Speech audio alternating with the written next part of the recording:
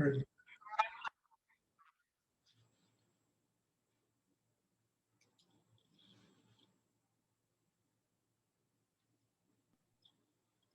Hi, Stuart. I have a question. Yes.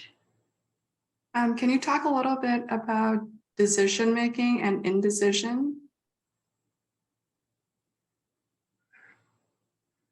I talk about this a lot, Mansi, and, it's really, decision making is dependent upon how clear you are inside yourself, and it also is dependent on not being afraid to make a decision. And if it happens to be a decision that goes awry and it doesn't work, whatever you invested in it, you learn something for your life, and it's basically taking a step into the unknown. And in order to make decisions, we have to have a kind of clarity. We have to be able to see what's real in life, what's an illusion. I mean, just about every decision I make, how will this help me get closer to my spiritual connection with God? Whatever it is, material, economic, this, that, how can I use this to grow in my life? How can I use this to develop a stronger system inside myself, one that will get me really connected to a higher force in the universe? And then, whatever the decision is, it's there to teach you something. And we all make wrong decisions. We all make mistakes. I don't think there really are mistakes. They're just things that are there to teach us how to function every day.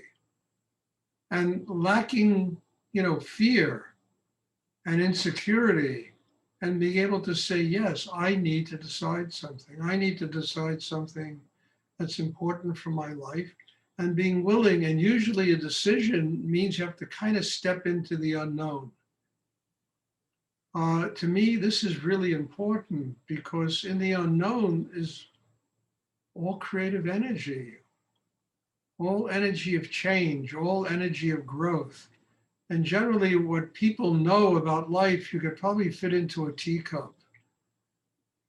What they don't know about life, is like a vast ocean. And part of the inner development and the growth in ourselves is being able to step into that ocean of choice, that ocean of chances we have to take, that ocean of change, that ocean, to look at it in even a better way, that ocean of consciousness. And it really does a couple of things. The first one, it helps us to overcome fear, the fear of change, the fear of,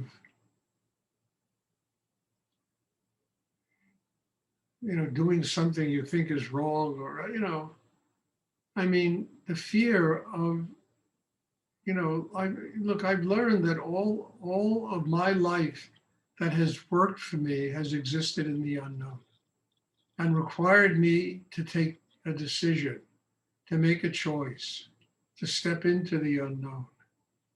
And having done that so long in my life, I'm no longer afraid of it.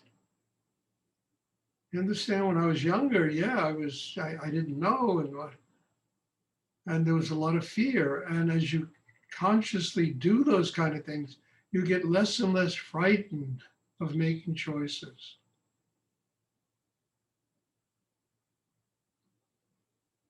So, it's an important question, actually, because everyone goes through it. Everyone has to deal with change, cycles that come to an end, not holding on to things that no longer work for us in life, letting go, having faith in yourself that you're growing in your life, you're opening to higher energies. Those energies will work for you. They will really provide you opportunities through change to develop your life, to grow, to learn more about what you have to do as a human being. And this gets rid of so much fear and so much insecurity, because I've learned that when a door closes, another one always opens.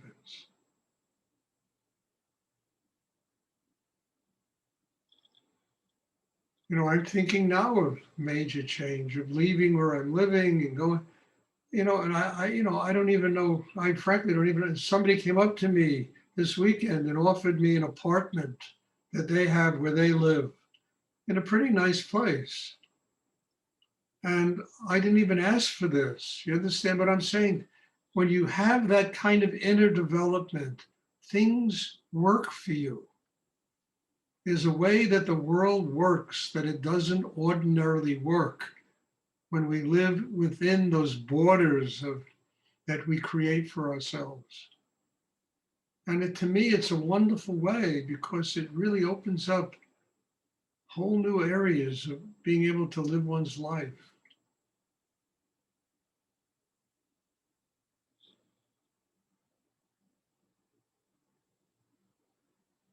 And it gives you kind of a sense of freedom, because you're no longer having to deal with this mind and tensions and lifetime of being conditioned to live in a certain way. You understand? You have the courage and the capacity to step into the unknown, to make a choice. And yes, every choice comes with good things and bad things. I mean, you become the president of a company, and that's great, and the money is good, and then you have all that responsibility, you know, that you have to deal with.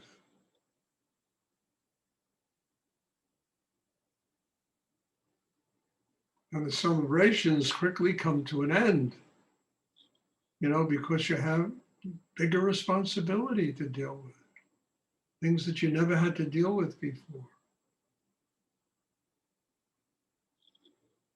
So I think making a choice, decision, it's a point in your inner development where you have the confidence in your connection with higher energy, not to be afraid to make choices,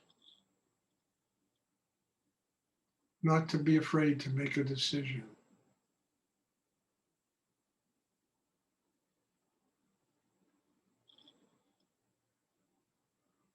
I mean, I've seen it in so many people who just cling to the past. They cling to what life was. And there's always a reason that makes sense in their own heads. Meanwhile, you look at them and all the creative juice is draining out of them into a life that no longer works for them anymore.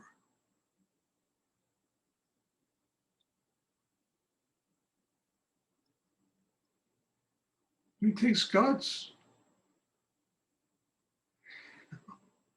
to make those kinds of life-changing decisions or big decisions, or change of job, change of this, change of that. It takes a lot of courage.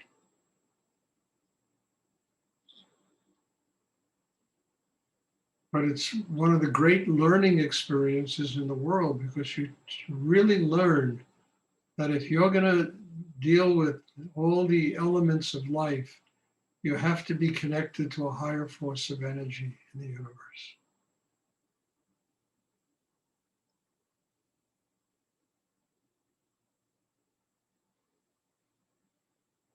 I do it through years of working on myself, where I come to the realization that less is more. The less I'm involved in my decisions, the more I can listen to life and learn from life. Let life be my guru, my teacher. It all the time tells me how important it is to do the things, that are taking place, the changes that have to be made, the decisions I have to make. And it doesn't change, like to me, essential choices I've made is to do this meditation, to pass on the things I've learned in my life to other people through this meditation. That doesn't go away. because that provides the energy to do everything else. For me, anyway, not for everybody.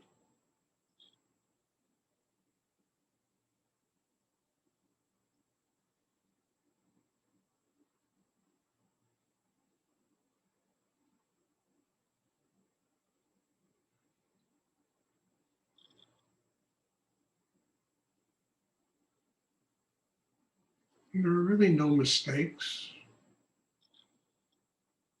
There's just opportunities to learn and to grow. Learning how to take chances. Learning that the only real safety in life is a connection with spirit. Everything else is finite. It comes and it goes.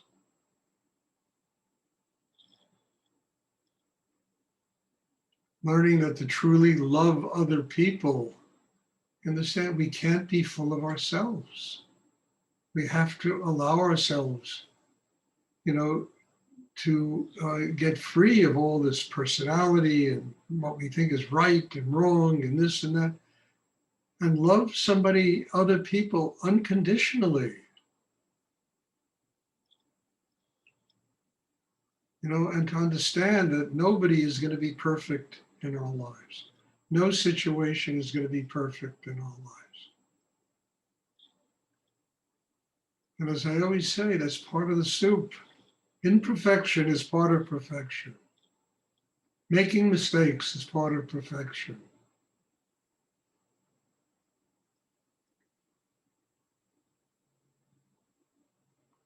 And the only energy that's perfect is higher energy, God, whatever you want to call it. All the rest of us are constantly dealing with our imperfections. And the imperfections are very important because they make us grow. They are a constant reminder that we haven't arrived yet. So instead of walking around with this insane thought that we have to be perfect all the time, we should embrace our imperfections because they're the things that remind us every day we haven't arrived yet. We need to work on ourselves. And to me, that's wonderful. I need a reminder. Then I don't want to be a crystallized being with nowhere to go. I am perfect. And it's silly. We need imperfection. So imperfection provides us with opportunities to make choices and decisions are always difficult. It becomes either or, and it shouldn't be either or. It should be this and that and that.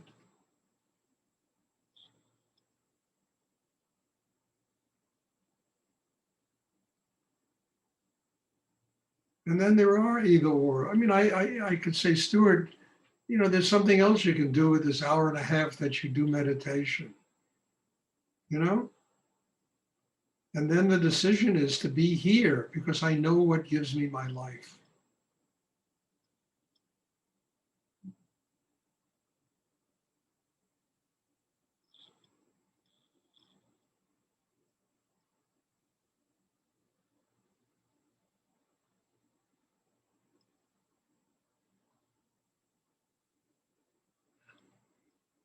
Does anyone else have a question you would like to ask?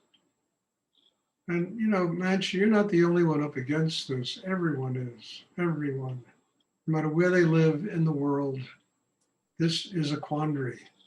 This is a very big problem that people have. They are constantly confronted by decisions they have to make. And yet, in those decisions are really the great creativity of life, the ability to change, the ability to move on, the ability to truly embrace life. How many times have I said it? I am not the guru. You understand? My job is to get everybody strong enough to embrace the real teacher, and the teacher's life. And that's my job. Not to walk around, pretending I'm some all-wise and perfectly enlightened master, but to just help people build systems inside where they can truly open enough that they can embrace life. Let life teach them. I mean, this is an extraordinary thing, you know, because the real guru is not Stuart or Swami, this one, Rinpoche, that one. It's life. And my job is doing what I do is to help people build that kind of inner strength. And then decisions, we embrace them. Okay, let me find out.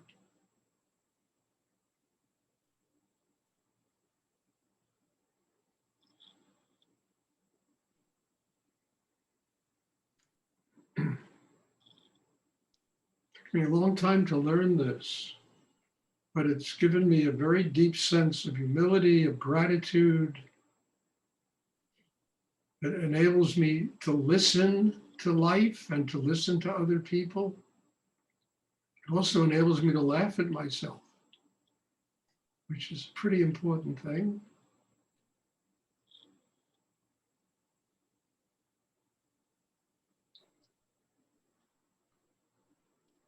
And then decisions are not, we make them. Sometimes you can stand in a drugstore wanting to buy some toothpaste and spend a half hour. Should it be this one or that one or this one or that? Look at all the energy we, you go away, okay.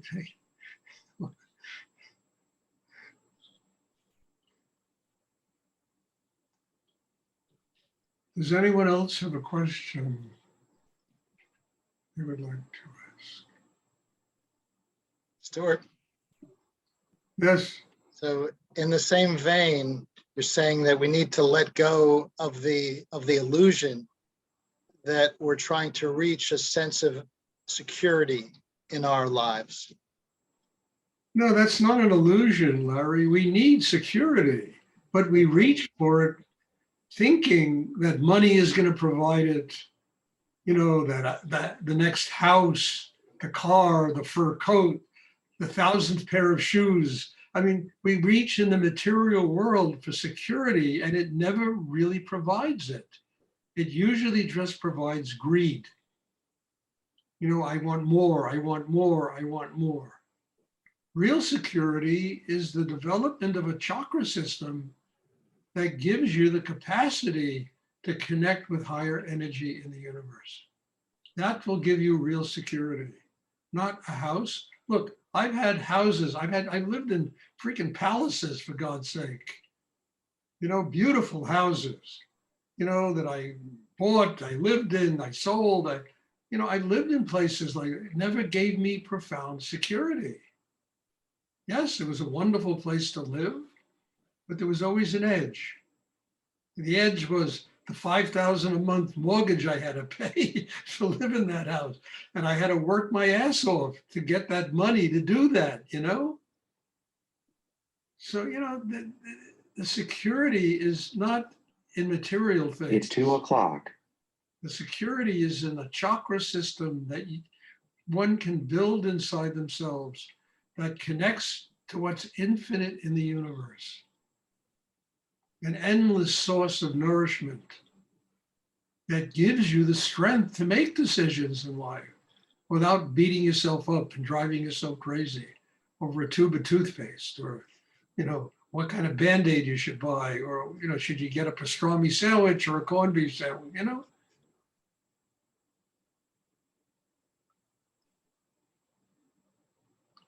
That's real security. Being connected to God, spirit, requires humility. It requires gratitude. It requires a state of grace where one arrives at a place that you recognize that everything in life is sacred.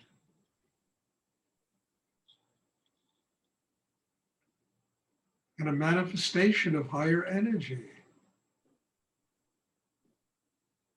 And the only way I've learned to do this is a chakra system. You've got to have an inner life that's strong enough to do this.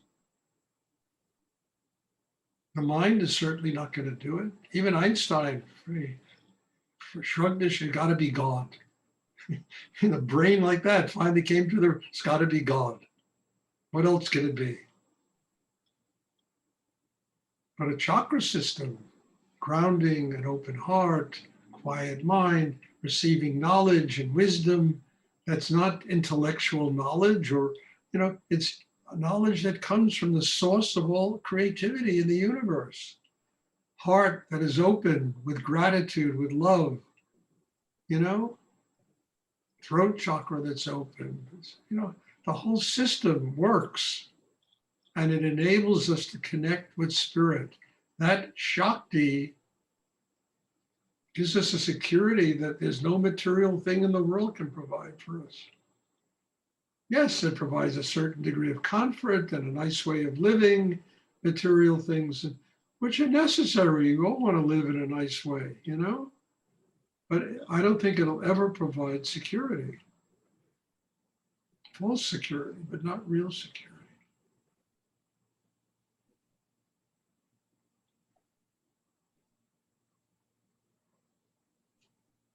And in Thank you, Stuart.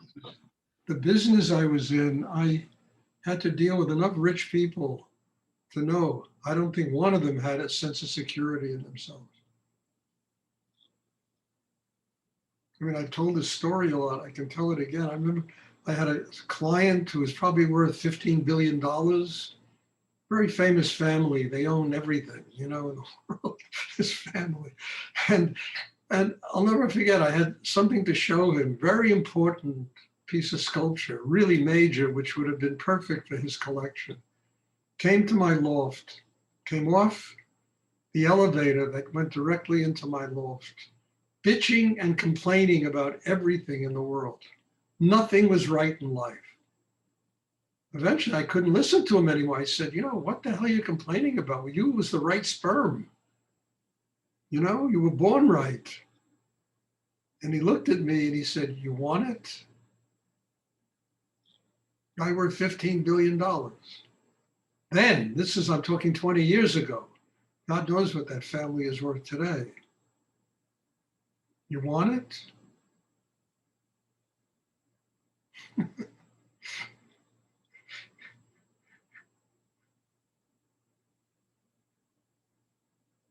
I mean, to me, it was like the Buddha talking.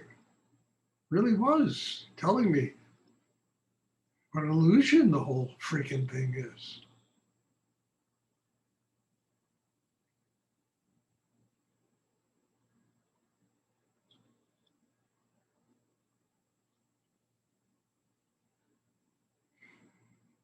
Does anyone else have a question? And yet we live in a society that holds that illusion over our heads. And it's like a piece of sugar in front of a horse, We keep chasing it. And we never get it, No matter how rich you get, you never get it. It always has to be more, more.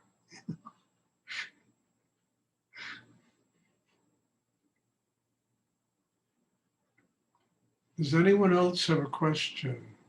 And I'm not putting money down. Money is important. We need to live well. But to make money into God is really, a proposition that will make somebody miserable their entire life. Does anyone else have a question they would like to ask? I would like say thank you very much, and I am happy to see you. Chris, I'm happy to see you. Look, I was very sad when you left, but I wish you the best. It's not my job to tell you what to believe, but I'm very happy to see you again. I really am. And I'm very happy that you're in the classes again. I mean that. Thank you. Thank you. Sure, back, Maybe some more people in Poland that want to attend these classes. I would love to have, there was so many people when I was there, They might be interested in attending these classes.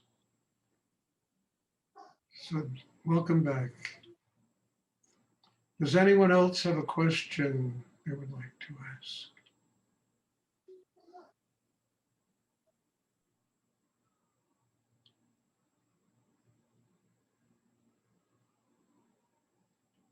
Okay, if there are no more questions, there will be meditation Thursday evening.